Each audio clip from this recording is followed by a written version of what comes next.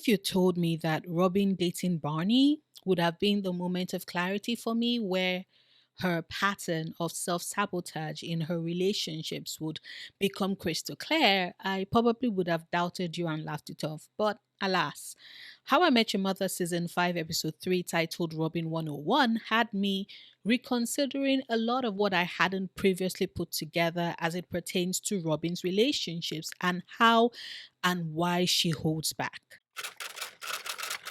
Now, before we address the various ways in which Robin has self sabotaged her relationship since the very first season, let's kick things off with some introductions just in case this is your first time finding my channel or stumbling onto this video series of mine. Hello, I'm Noria, and welcome to my How I Met Your Mother series, where I am currently documenting my first time ever watch of the show while sharing my thoughts as I go along in a stream of consciousness style analysis where I talk about these characters and their choices, try to analyze their behavior and make guesses about how events might play off in the future based off of my thoughts on how the story is progressing and what I learn about these characters with every new episode I watch. As such, I would like to reiterate that this really is my first time watching the show, and I have so far been able to stay away from all discussions as it pertains to How I Met Your Mother and its characters. So, what you are in fact getting really is a blind reaction of a series that finished airing years ago. And from what I have been able to gather, you all have enjoyed watching me taking this show and the characters as I guess my way in the dark about how things might play out or have played out. And as such, I would like to ask that you please continue to abstain from dropping any spoilers in the comments. I appreciate the work you all have put in so far in keeping things spoiler free for me. Thank you. If you do want to say something that addresses a point I made but which veers into spoiler territory, however, just give the spoilers ahead warning followed by a bunch of asterisks so I don't accidentally get spoiled while scrolling by and so I can ignore that spoilery comment whilst other subscribers or non-subscribers who are watching the video can interact with your comment and you all can chat about how right or wrong I am and what I successfully noticed or didn't notice. And for those who are keeping track, like I said, I'm currently watched up to How I Met Your Mother Season 5, Episode 3. Plus, if this is your first time stumbling on one of these videos, kindly note that I do have a format where I split the video into three parts: the intro, the synopsis, and then finally my thoughts. As such, I have included timestamps to help you navigate the video as you so choose. But before I get into the synopsis part of the video, I would like to say a big thank you to my lovely patrons and YouTube members whose support have been instrumental in helping me continue to make content, especially since I started doing this full time at the start of last year, which was the last time I was in paid employment. And a special shout outs to Lina, Sherry, Kat, and Holly for their extra support. You get all the hearts and kisses to mwah. If you too would like to support me on Patreon or become a YouTube member to enjoy certain perks, even get a shout out, the link to do so is in the description bar. Now, with that all said and done, How I Met Your Mother Season 5, Episode 3, titled Robin 101, starts with Robin sharing her relationship woes to Lily about said new relationship with Barney. It seems that Barney, who has spent forever being single, is having an adjustment problem being in a relationship, namely, it doesn't actually know how to do so. For example, Robin, who gets back from work and needs a listening ear that she can vent to about said work problems, finds Barney instead pushing that onto Lily whilst he bails because it just doesn't occur to him that Robin wants to talk with him. Robin at this point is getting incessantly frustrated and tells Lily that should Barney not change, she just might break up with him. Ted in turn goes to meet Barney at McLaren's to let him know that he's about to lose Robin if he doesn't learn to be a more sensitive boyfriend. Barney scoffs at this because it's not his style and storms off, claiming that it's way too much trouble, only for him to immediately come right back around to chat with Ted.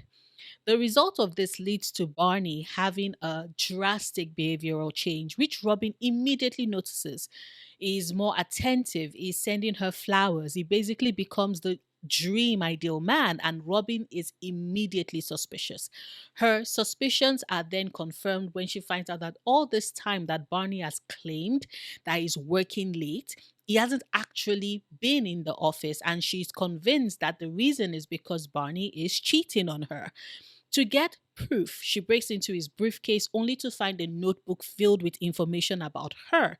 A confused Robin has no idea what this means, but thankfully, Marshall is there and he immediately caves and admits that the notebook is from a class Ted has been teaching Barney called Robin 101, i.e., Ted has been imputing all the information he's gleaned from his year of dating Robin to Barney. This includes information like how to distract her from an argument, how to avoid an argument, the things to look out for before she explodes, her erogenous zones, etc. Hell, Ted even brings up Robin's problems with saying, I love you. And the one way to tell if she's fond of you is if she smiles and calls you an idiot. There's also bits in the notebook that alludes to Robin's constant chase for affirmation being rooted in the fact that she's desperate for said affirmation and recognition from her father, that all she wants to hear from him is that he's proud of her. Robin, who is pissed that Ted and Barney have basically reduced her to a bunch of bullet points on a notebook, storms off to Ted's classroom where he's holding the Robin 101 classes. Robin storms in, angry as hell, and Barney immediately puts the information gleaned to use to try and distract her. It works for a bit, but then she points out how big of an invasion of her privacy the entire class scheme is. Plus, she admits to thinking that Barney was cheating on her, and now that she thinks about it, it technically is. What with him cheating on getting to know her by instead fast tracking his way by gaining information from Ted, when this should be something he's meant to learn about her on his own in his own time. Now, after saying this, Robin storms out. Ted finally meets with Robin at McLaren's and apologizes for having divulged so much of her personal information. He tells her that they had dated for quite a while, and to him, he felt that rather than have all that information go to waste, he could instead give it to Barney, who he tells Robin is desperate to have his relationship with her work. Barney is invested in trying to make her happy. Robin finally forgives Ted and admits to being touched that Ted remembered so much about her from their time together. She finally leaves McLaren's and runs into Barney at the curb leading to the apartment. He immediately apologizes and tosses away the notebook onto the top of Mabel, Marshall's beloved barrel, which has sat in the apartment for years, but which finally Marshall put outside the apartment building on the curb in the area known as the Bermuda Triangle, where everything disappears, i.e., the front of the apartment where the tenants put out furniture and things that they toss away that others can claim if they want. Usually, items placed in the Bermuda Triangle disappear practically instantaneously. Unfortunately for Marshall, Mabel has been sitting outside the apartment for a while and clearly nobody's interested in picking her up.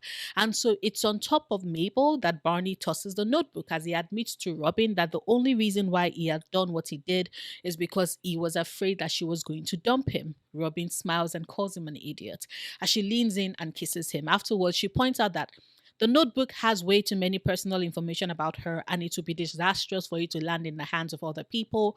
Barney turns around to try and grab it back, only for them to find out that the notebook is missing. But Mabel, the barrel, is still very much present on the curb. I repeat, Marshall is so upset. He loves that baby. He thinks everybody should love that baby. We then see that days later, Ted is giving a presentation to his architecture students, and when the slideshow moves on to the next slide, instead of showing the Flatiron building, the students are instead greeted with a picture of Robin who is grinning as she drinks from a beer bottle while sitting on the toilet, to the delight of Ted's students. The end. Now, as I progress further into How I Met Your Mother, it's becoming increasingly clear that a lot of these characters operate within certain parameters that I think are better looked at as pattern behaviors. We see it a lot with Ted, which is why I'm firmly of the opinion that he's more obsessed with the idea of being in love than he is actually in love with the many women we've seen him date so far. We see it with Barney, who clearly uses his veneer of being a sex fiend to hide his fear of rejection, which If anyone wants me to make a video on that, please let me know in the comments so I can add it to my notes to remember to feel my thoughts on it at some point in time. And we see it with Robin, who, amidst the relationships we've seen her have on screen so far, clearly has a strong fear of emotional commitment and vulnerability. Something that comes into clear focus, at least it does for me, when she starts dating Barney. And I know someone is about to drop a comment about it not being that deep, since this is a sitcom, and in most sitcoms the rules of the writing requires characters to repeat certain behavioral traits in order to keep the story progressing. And whilst that may be the case, I do like to posit that eventually, over a certain number of years, most sitcom writers do end up committing to their characters' eventual evolution and growth, since it becomes quite boring over time to have certain characters be basically the same people that they've always been over multiple seasons at a time. When we instead find said characters repeating pattern behavior within a sitcom, it is often a purposeful choice in order to define those characters along those parameters.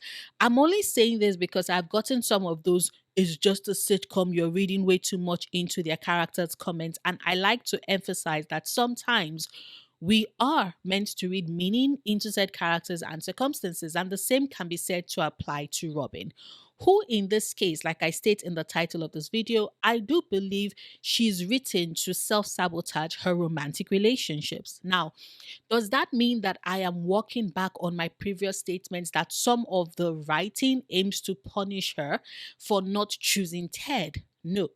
I still believe that, narratively speaking, some of the latter relationships we see her have after Ted does read that way. Naked man Mitch in her apartment. Ew. And of course, we can't forget the mess that is what she had with PJ of Mobius Designs. I already have multiple videos talking about this. You can check them out in my How I Met Your Mother playlist if you haven't seen them yet. But back to my previous statements. Yes, I do believe that Robin is written to sabotage her romantic relationships. If this happened once or twice, I could say it was an accident, but we have multiple cases that back up this claim. We see it happened with Mike from the Slutty Pumpkin episode, a man she's been dating for a while and who is very clearly into Robin. I know instinctively some viewers might read Mike as having come on too strong, but I do think that it was depicted that way in order to show things from Robin's perspective. It wasn't that Mike was doing too much, it was that Robin wasn't into all of that. Mike's behavior, if we pay any attention to Lily's conversation with Robin in the episode, is something that couples tend to do and actually enjoy doing together, dressing up as a couple for a Halloween party, sharing each other's meals. The episode holds up Lily and Marshall as a foil to Robin and Mike in order to show us how vastly different Robin's reaction is. Mike, by all accounts, seems like a pretty decent guy who clearly likes her, but Robin doesn't feel the same. She isn't into the coupley Halloween stuff. She initially doesn't even notice that she's actively unwilling to share her food with him. When Lily points it out, Robin insists that it isn't purposeful on her part and that she can totally share with Mike. But when the dessert arrives, this attempt by Robin fails and she's unable to share her sundae with Mike. Mike eventually gets the memo, and although Robin tries to talk her way into him staying, he insists that he really doesn't think she's into him and walks away. And honestly, she couldn't even share her dessert with him, just a bite. He was right. Mike is our very first on screen introduction to a man that Robin is seriously dating over a prolonged period of time. And what we see is a Robin who had put up walls between herself and Mike. Mike might be willing to commit to see where their relationship could possibly lead, but Robin isn't as invested and is clearly holding back, even though by all accounts, Mike seems like a pretty decent catch. And if this had only happened with Mike, maybe it would be easy to ignore. But then there is Derek. Derek, the multi-millionaire who has so much money that the gang like to jokingly call him a billionaire, even though he isn't one. Derek, who is young, handsome, successful, rich as hell, and totally into Robin. Derek, who the first time he's introduced to us off screen, the gang are curious about what he actually wants, since he's on a whole other level and can, to them, or to Barney at least, get women that are several times hotter than Robin. And yet, Robin is who he wants. Robin is the one he takes to the $1,500 a plate fundraiser. Robin is the one who he abandons an important work meeting in Connecticut for. so he can drive all the way to New York and spend and welcome in the new year with her. I know Derek doesn't really get as much screen time, but the little that we do get to see of him is quite the catch. Hell, even future Ted cannot help himself when he mentions the guy. He cannot keep the jealousy out of his tone. And yet, even with all of that, Robin's relationship with Derek goes the way of the others that came before and afterwards. She breaks up with him eventually. Yes, part of that is because she's caught feelings for Ted, but it's also because even prior to that, we can read it from her body language. Her promise to gift the New Year's kiss to Ted instead of her boyfriend, even if she thought said boyfriend wasn't going to join them, Derek eventually shows up. And yet, Robin still maintains her promise to Ted and does not kiss Derek. No matter what she tries to say, it is quite clear that just as with Mike, Robin really wasn't interested and lets go of an incredible guy for a chance to be with Ted. Except, of course, we all know this is the point when Ted meets Victoria and all of Robin's plans go up in smoke up until Victoria travels to Germany, of course. And Ted can't handle the long distance and has the moment of emotional and almost physical cheating with Robin that leads to Victoria breaking up with him. And then he and Robin finally get together.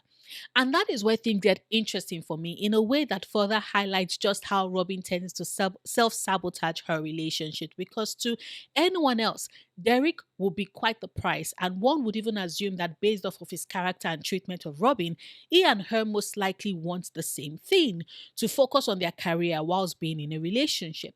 Marriage and kids aren't really a priority for him, especially when contrasted against someone like Ted, who is so fixated on finding the one and the happy ever after life he's meant to enjoy after getting together with said one, i.e., marriage, kids, the whole 9 yards.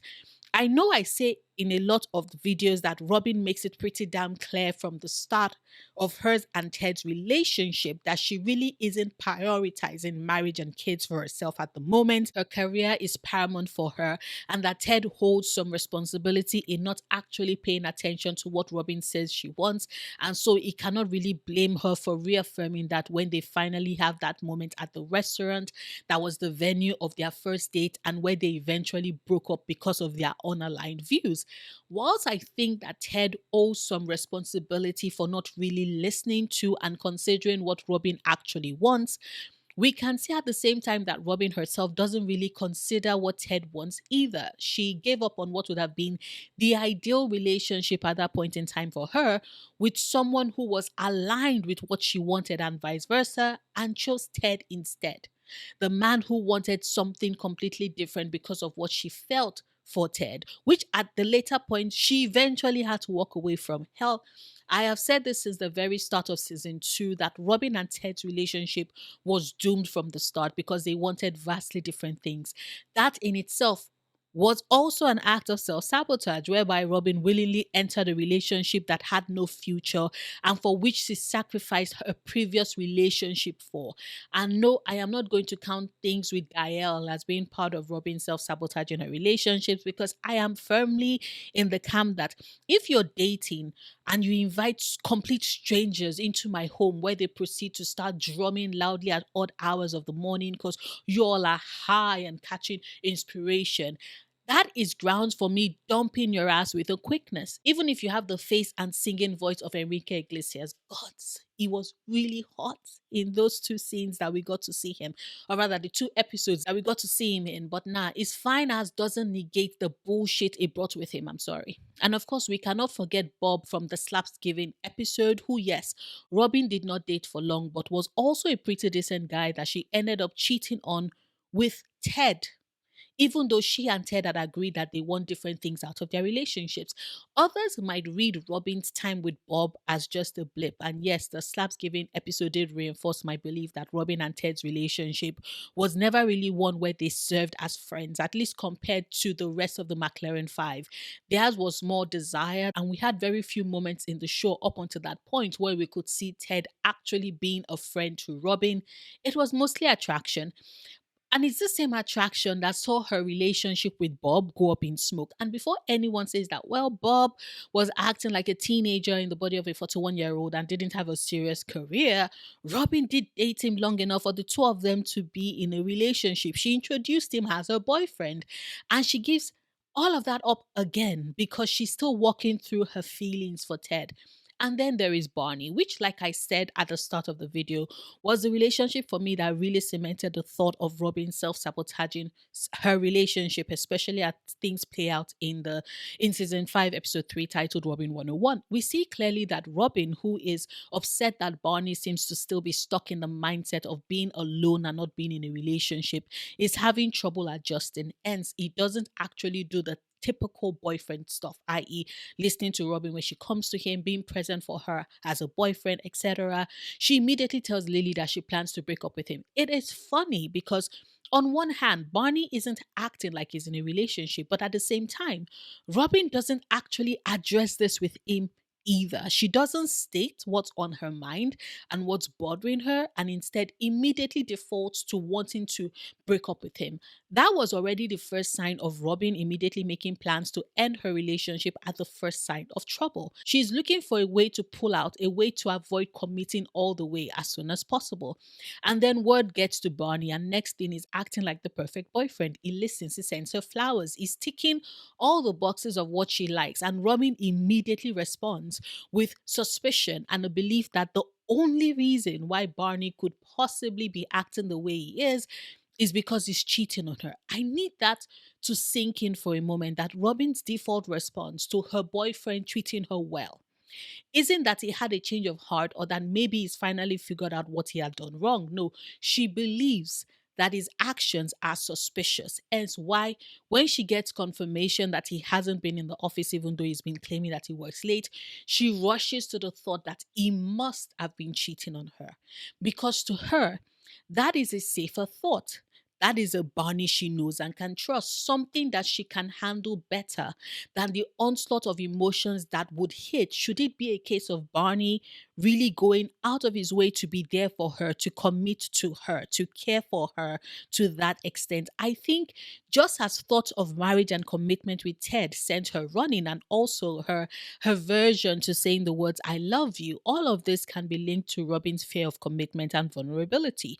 She's always had to hold a bit of herself back. We can trace it most likely to the trauma of her upbringing. Her father also desperately wanted a son, that he raised Robin as a son, only to gift her with his disappointment and disdain when she started acting like a girl with the feelings to match. That was probably Robin's first taste of someone she loves and is devoted to, throwing that same love and devotion in her face because she wasn't able to be the person that he wanted her to be. And so one could say that that does found its way, bled actually, into her relationship afterwards.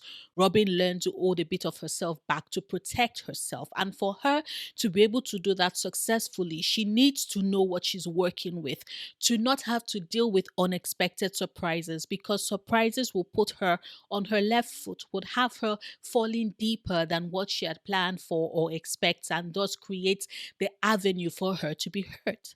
Barney's behavioral change therefore pushes her to a state of panic because he's acting different from what she expects, and that difference is one that she isn't ready to deal with.